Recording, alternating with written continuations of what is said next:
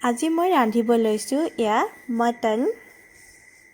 মই পিঁয়াজ নহৰু আদা আলু সকলোবোৰ ৰেডি কৰি ল'লোঁ। মই পিঁয়াজখিনি প্ৰথমে ভাজি লৈছোঁ।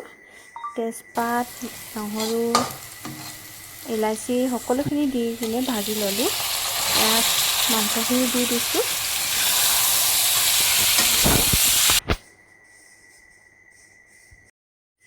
মাংসখিনি ভাজি হোৱাৰ পিছত মই আটা উলিয়াই লৈছোঁ, সানি ল'লোঁ। মাংসখিনি দি দিলোঁ কুকাৰত 4টামান চিটি মৰাই। হৈ গ'ল।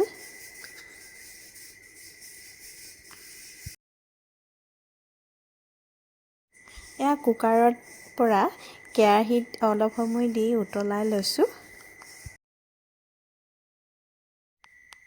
আমাৰ মাংস ৰেডি হৈ গ'ল। ৰুটিও হৈ গ'ল। এতিয়া আমি সকলোৱে খাই লওঁ। আজি ভিডিঅ'টো ইমানেই।